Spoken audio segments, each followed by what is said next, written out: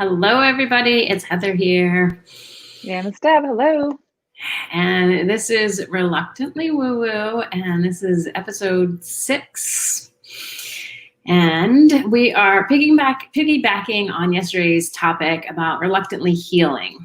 And today we're going to talk about what it means to heal. Well, we're going to talk about what it means to heal, and we're also going to talk about ways to heal as well. So before we dive in, I want to first just talk about why reluctantly woo-woo. And the whole idea is that woo-woo are things that we define as like slightly unbelievable, not even slightly, just unbelievable, right? And defy the logical mind. But somehow they work, even though we might not want to admit it, because everything in our upbringing has told us, like, nope, there's no proof for this, so we can't believe it. Because we know that there's so many people out there that are like us, that are tired of the conventional route and want to try something different, but are a little bit reluctant to. And we're going to talk about it throughout not only this episode, but also other ones that we do, like the body code, which is a form of energy work that we do, and how we've both been reluctant about even believing that it works, becoming practitioners, doing it, sharing it in the world. But even though we're skeptical, we see it work, so we feel like we have a responsibility to share it. So Absolutely. Yeah. So I just want to cover what it means to heal emotionally before we dive in. And we talked about this on our last episode, but we want to make sure that everybody's clear that healing is all about integrating parts of ourselves and resolving our past traumas so that there's no emotional charge when you think of it. When somebody is fully healed, they can talk about something, an event that happened to them that at one point brought up a ton of emotion. They can talk about it as if it, was just a neutral thing. Because when they're healed, it is completely neutral and it doesn't have any impact over their thoughts or feelings or emotions. And so that's what healing is. And that's what we're all about, is helping people to heal from memories, from beliefs, and from trauma, using this, wackadoo tool called the body code. And so that they can have freedom in their lives, because it was huge and instrumental for both of us. And so there's a couple of things that need to happen for us to create healing. And we're going to share a bunch of these. And really, it's not in any particular order, except for the very first one, which we think is the most important one. After that, the order doesn't necessarily matter, right? But we think that this is the most important one. So Deb, why don't you start us on the first, most important thing in order to experience healing? Yeah, I think the foundation for all of this, and for healing and for continuing to build the life that you want, is to 100% take responsibility for everything that's happening in your life, for your emotions, for those things you think happen to you, whatever it is that you're trying to achieve or create or feeling blocked by. That's all on you. Unfortunately, sometimes people don't want to admit that, but the very, very first step is understanding your role in every piece of it and your role in moving forward from it. So once you can let go of putting the blame, of seeing yourself as a victim, you really then have the opportunity to move forward and either leave that stuff in the past or look for new ways to move forward in a more positive way. Yeah, but Deb, you don't understand. You don't understand what they do to me. And they just keep doing it, and they just keep pushing me down. You don't understand. It's I not know. my fault. And it's your family. It's the people you can't get away from. It's just because the opportunities weren't there for you, right? And not to minimize when those things feel very real in someone's life, because they do feel very real to a lot of people. But again, we'll go back to, you really are the only person that has the power to change any of that. So it doesn't do you any good to stay stuck in that story of it being everybody else's fault or responsibility for you to change. Yeah.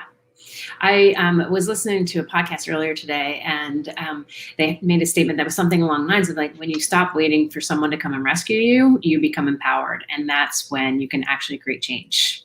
Mm-hmm. It's yes, exactly. And again, we're not at all saying that there aren't systems that are in place that are preventing people, right, from not getting the proper food and nutrition that they need, or from not getting proper, all of those things. We're not denying, that those things aren't there. We're just saying that if you're constantly in a state of but they need to change. They need to, right? We don't ever create space for ourselves to be able to create change in our lives. And we're Right. constantly looking at everything outside of us.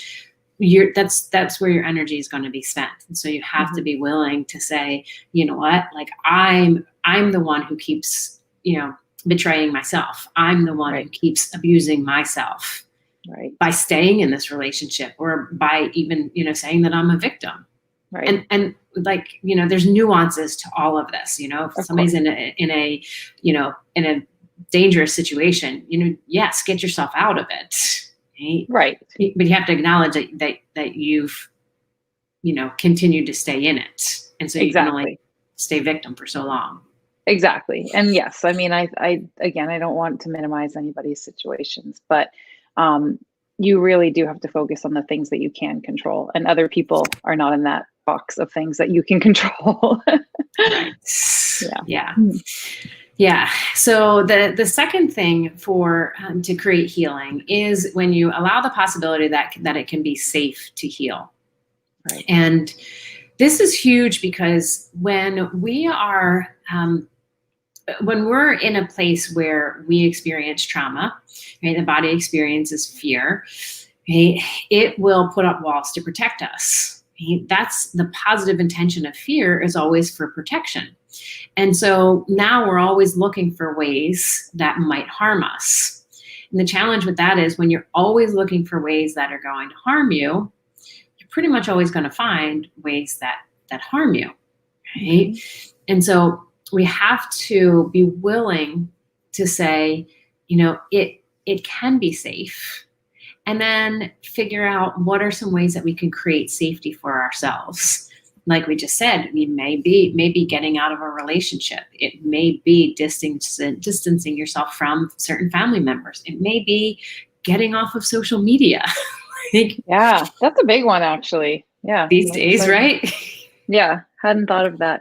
But yeah, I mean, I think that fear response also is something that's really linked to our primal brain. I mean, as humans, we aren't really that sophisticated in some ways. There's stuff that was there for protection from, I don't know, the saber-toothed tiger or whatever mythical creature was living back in those caves, that we did have to be alert for. But recognizing that some of those responses, even though they're primal, in our society today, in our world today, they're really serving us for the highest good.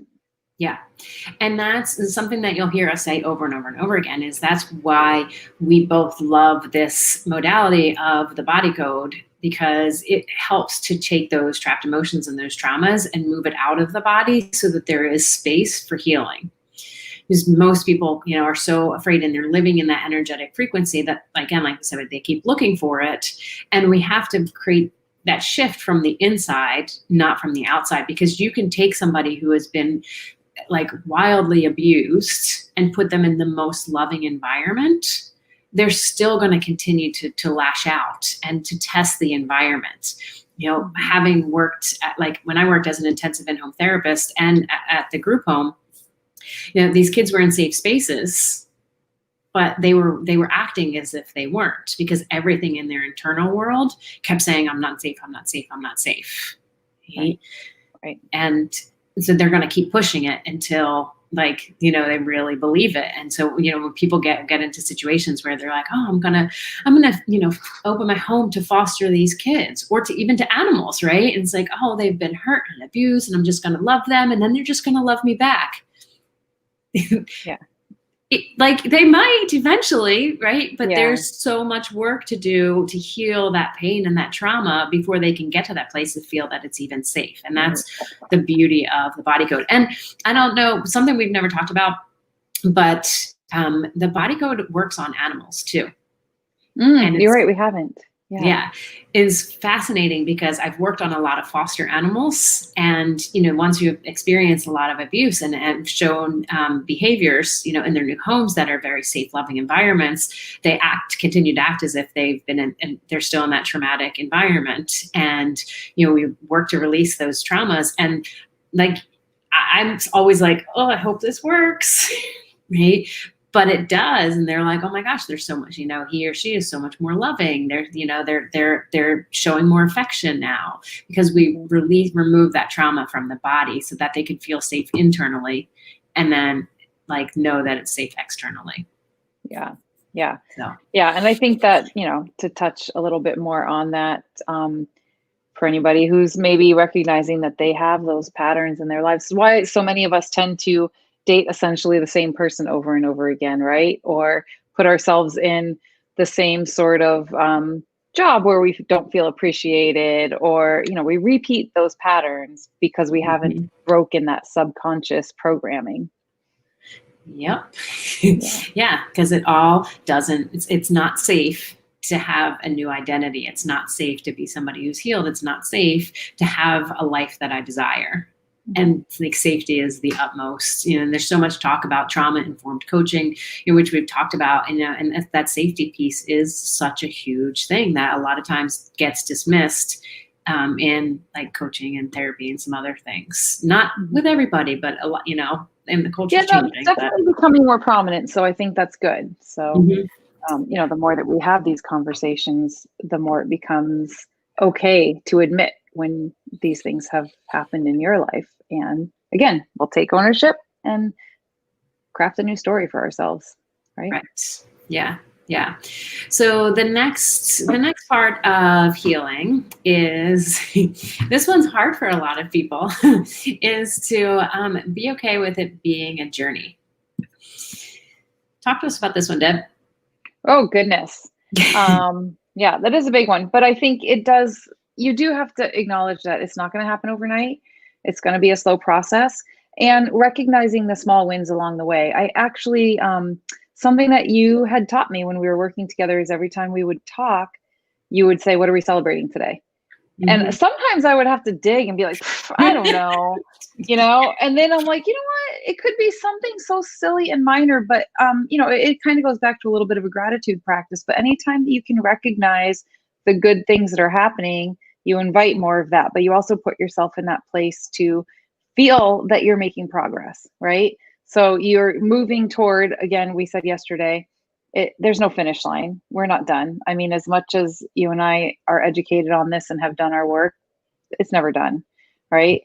Always a work in progress, but acknowledging that too, not acknowledging that you're always going to be a work in progress, but that your goal of healing, and yes, there is a point where you may feel like, okay, I have healed this particular issue. It's not necessarily right there around the corner. So trusting the process and staying with it, not giving up when you don't see results, right? That's probably one of the hardest things, is to celebrate those little wins so that you don't convince yourself you're not getting results, and then sticking with it, because it takes a while to really see that the changes are occurring, especially if your patterns are really, really deep. Yeah. And that's why I combine the coaching, and the energy work, because, I know people who are like, oh, I just do energy work and I cleared all their stuff out in one session. And I'm like, it's going to come back. Really? Like, I mean, I know that I'm skeptical, but really, like, I've done 25 like plant medicine ceremonies. I have done like so much like therapy, energy work, all this kind of stuff. And like, I still have things that I'm working through. And you're saying in one session you can clear all that stuff out? Come on. Like, yeah. And I think we touched on this in one of our previous conversations. I'm moving on my camera. It's not even probably the best way, not to judge how other people practice, but in my mind, I think slower is better, because it's like anything. You can't just flip it overnight. You're not going to believe you are this different person. It takes practice. It takes time. And just like a physical injury, I think we gave this analogy before, but you don't break your arm and magically your bone is healed the next day. It's not generally how it works. It needs time to rebuild the network of nerves and the blood cells and all of that stuff. So it's similar in your subconscious patterning. It takes time to deprogram and reprogram the healthier behaviors and the healthier thought patterns.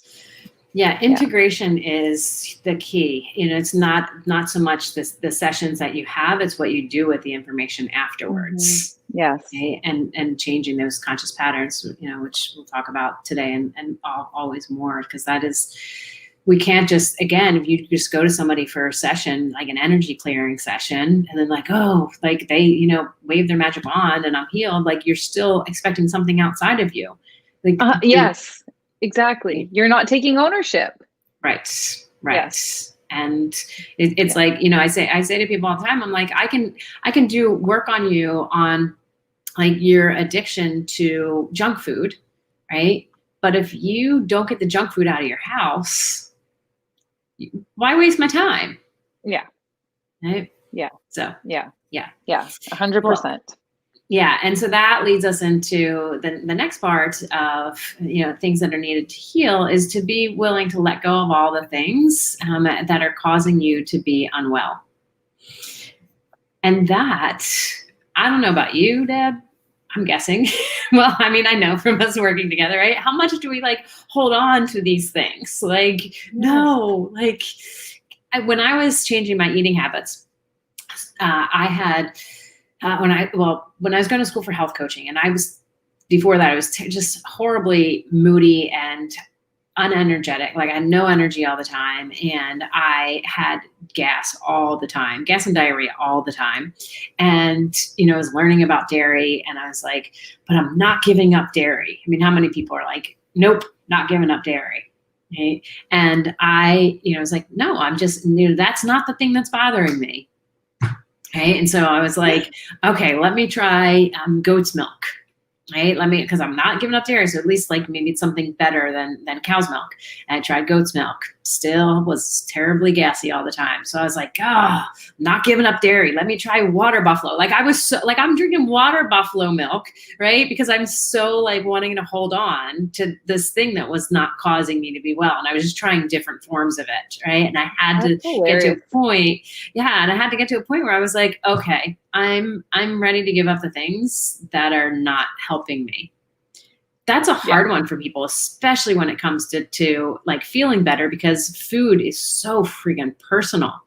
Food is, and it's funny that you use that example, because I don't even know that we've talked about this off air, but I have decided right now that I'm 100% giving up cheese for 30 days, because I had gotten off of it for a little while because I, watched some documentary that horrified me, but then got that out of my mind somehow.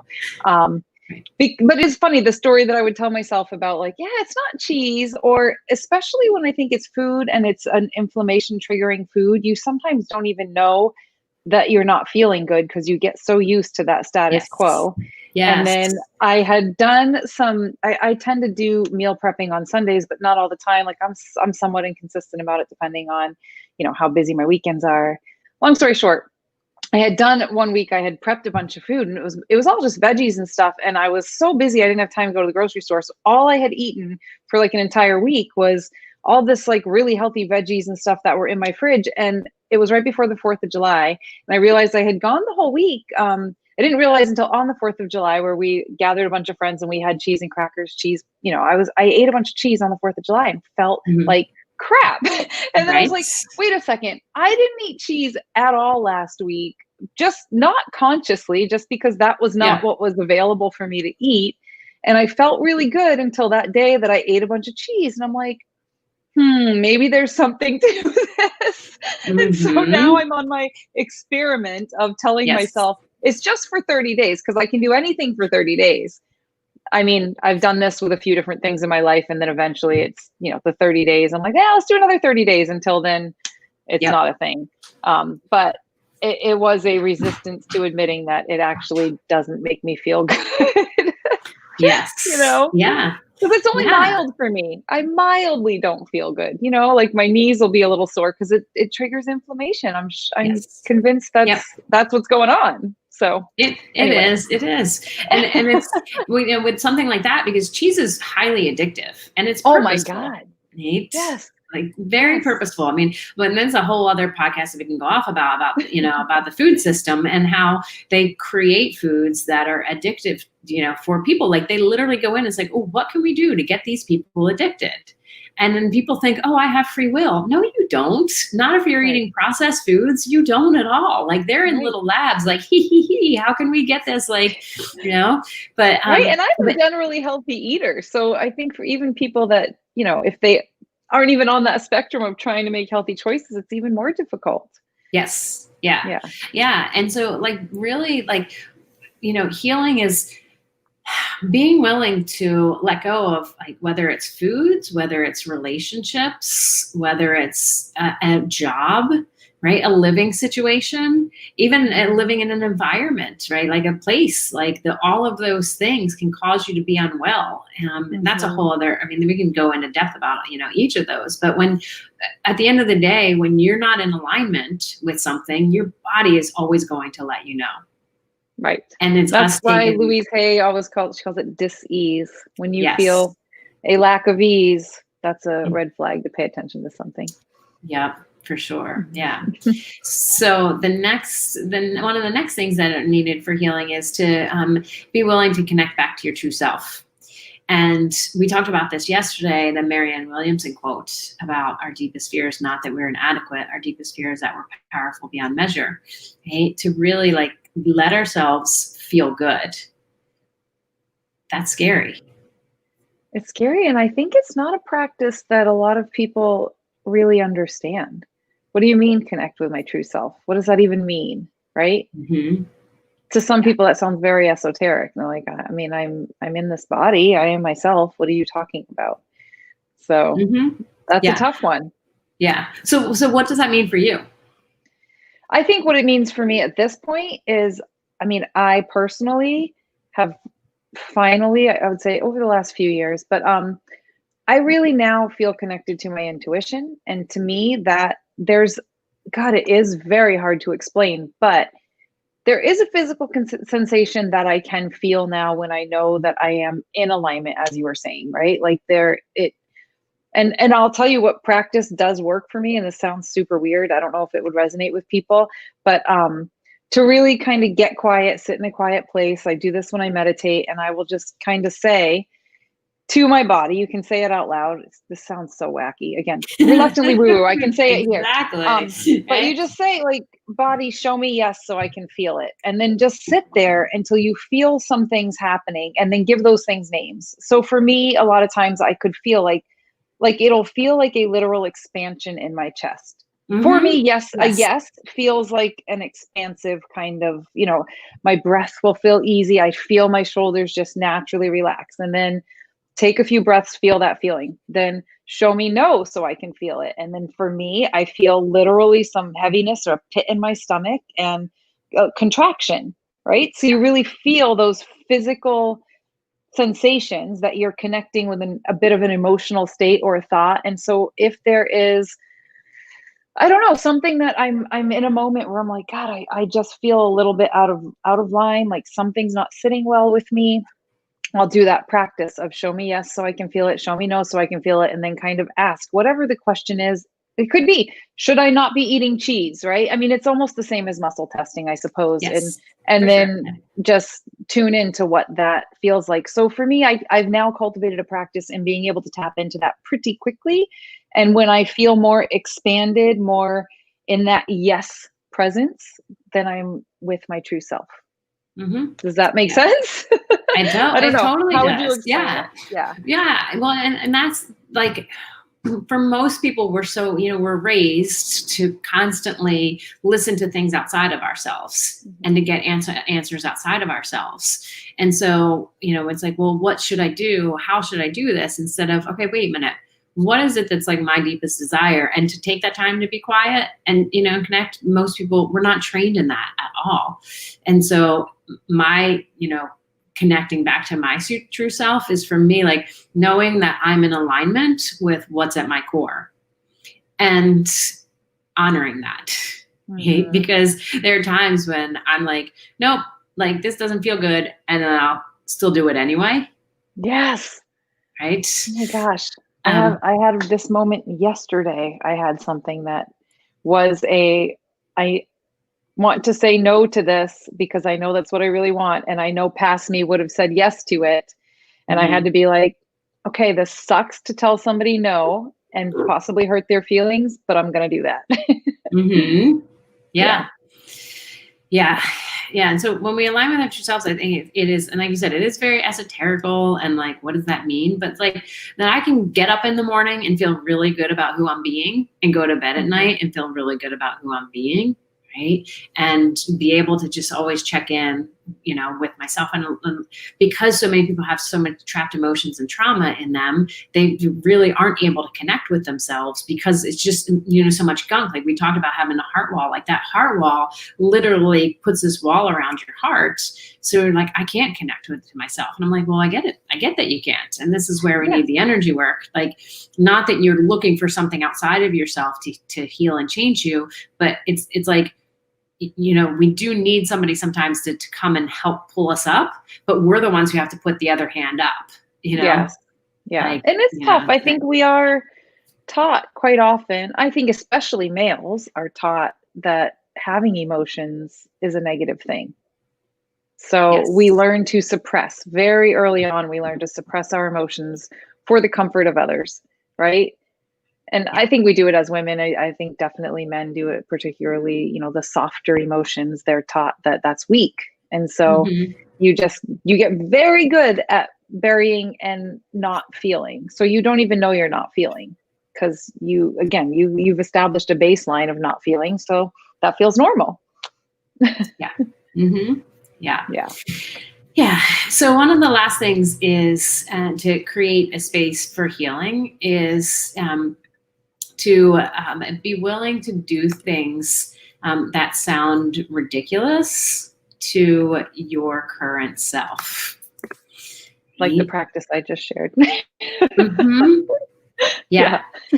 And this is where the whole reluctantly woo-woo comes in, right? It's like, if you are, struggling in your life, like struggling in your relationship, struggling in your finances, struggling in your job, right? And you have like, I've done X, Y, and Z, all the things that like I'm told I'm supposed to do, but they're not working.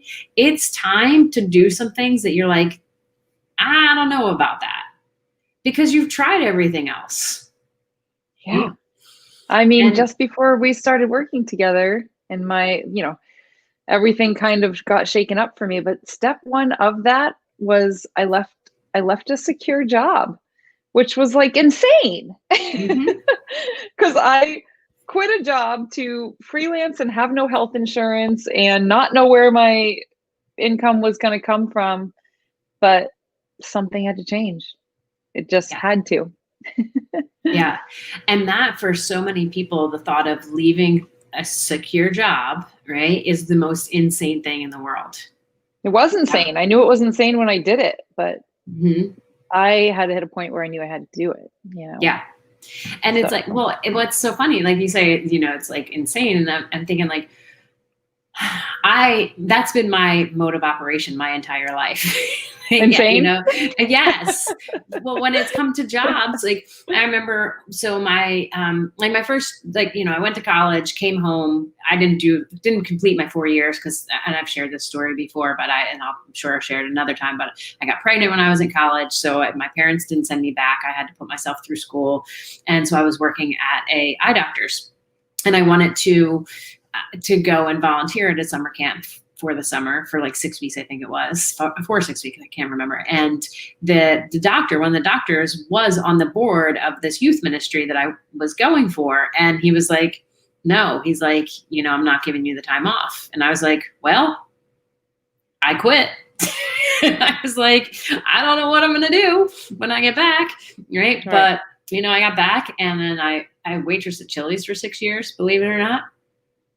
Wondered why I had horrible gas all the time, because I always ate broccoli and cheddar soup right before my shift, and I would literally crop dust. Right, I would crop dust the entire restaurant the whole entire time because my stomach was upset all the time. Couldn't figure that out. Thank God I finally did. I can tell you so many stories. Oh it's my gosh. It's funny in like where we are today to be like, how did you not know that? I know. I know. I remember one time I literally, it was totally off topic, but like my stomach was hurting me so bad, and I'm carrying like a bunch of plates, and it was a table of like a father and his like two teenage sons, and I had whatever was on the plate that was closest here, like closest to my boob, they had curly fries. And when I like was putting on the plates and I took one down, and I'm like, I have to go to the bathroom so bad. So I'm like trying to like throw them down. And this curly fry got stuck like right at like my nipple area.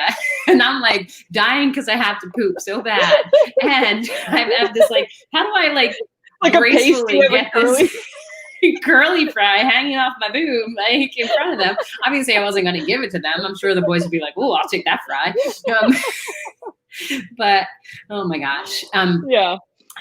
But that going back to like, it took me so long to like give up.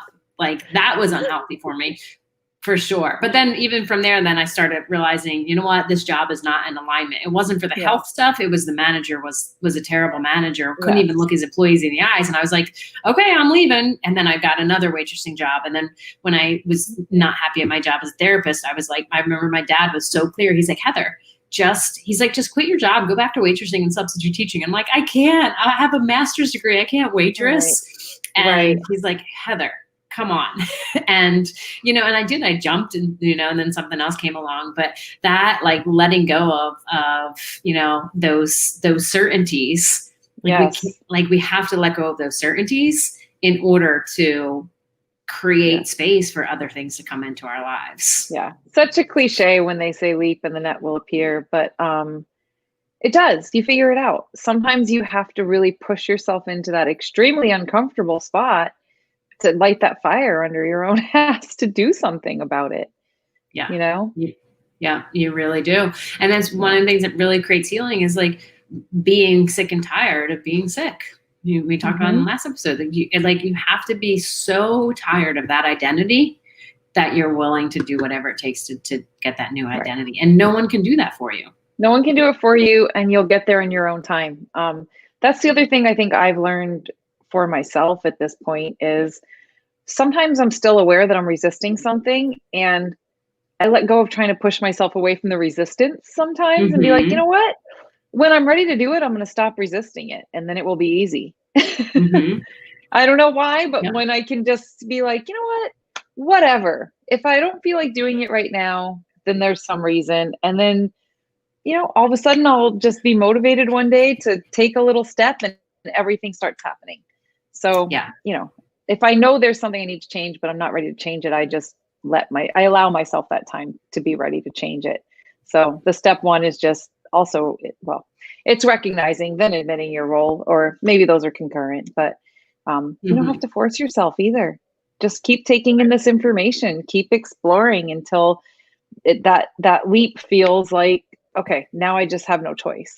Yeah. Yes. Yeah. Yeah. So we have lots of other things to share as far as what are some things that you can do within your body to create some safe space that we'll do on another episode. Because we talked instead of today. I think it would be good just to break it up. But in the meantime, we'd love to hear from y'all. Like, what are some things that you think have been necessary and helpful for you in helping you to heal from some things? And have you ever worked with a body code practitioner, whether it's myself or done some sessions with Deb or somebody else, and seen the shifts that crazy thing does, and helped you to align? And that's, I will say this, to piggyback on what you just said, what's really cool about using the body code and releasing trapped emotions and trauma is that I get so many people who are like, oh yeah, that's just not a thing anymore. Or, oh, I just did that thing. And I'm like, it was such a struggle at one point. And they're like, yeah, it's no big deal. Forgetting how much they struggled with it, right? Because once we release that it's kind of like, if you imagine, I've never thought of this metaphor before, so maybe it won't work, but let me talk it out. It's like, like swimming laps in a pool, right? But having, weights on your arms and legs and around your waist, right? You can still get to the other side, but it's so cumbersome. But when those weights come off, it's like, watch out. Like, you can do it freely and easily. So. Right. Yeah. I think that is a good one. And it is interesting how once you've moved past it, you do start to forget how much you were struggling before, Right. And I mean, every time you clear one of those things and, jump one of the hurdles, they become easier. So the first Mhm. few will be the hardest, and then you start to see how well the process works, and it becomes a little easier to trust the process. Yeah. Yeah. But until then, healing takes a willingness to go out of your comfort zone And and time. to and time and like just knowing that it's like it's going to be a thing. And Yeah. I had someone once say to me, a woman that I was working with, is older, and she was just like, "How much more else is there to clear?" And like I mentioned earlier, I'm like, I've done so many plant medicine ceremonies and so much energy work, and I'm like, and I'm half your age, and I still got shit to clear. Like, Right. no, Yeah, and I think, just because you've cleared it doesn't mean you're done. I mean, this is what we keep saying, that the journey is never done, but um yeah, I'm still noticing things in myself. We've talked a little bit off air about as yeah, much stuff as I've done, and then I jump into, some new, let's call it a goal, and then I get what I wanted and I'm like, "Oh, wait, that wasn't what I wanted. I don't think I understood yet right, what I right, was trying to heal per se." So, allowing yourself that grace, and yeah, there's always going to be new things, and new things are going to happen in your life. I mean, like we talked yeah, about with trauma, none of us are immune to it. There's still going to be new traumas that will come up in our lives, unfortunately, but it's how we deal with them. yeah, yeah. Yeah. So we will wrap it up with that. But on the next episode, we'll talk about some things that you can do for the body to help it feel safe to heal and to create some calmness and relaxation in the body. Because if the body is constantly on edge and then the healing it's really challenging for it to take place. Mhm. We'll share those more. And so, again, feel free to share with us in the comments any questions that you have for us, or any ideas for some episodes that you want us to do. And with that, we'll wrap it up. Have a good day. All right. Thank you.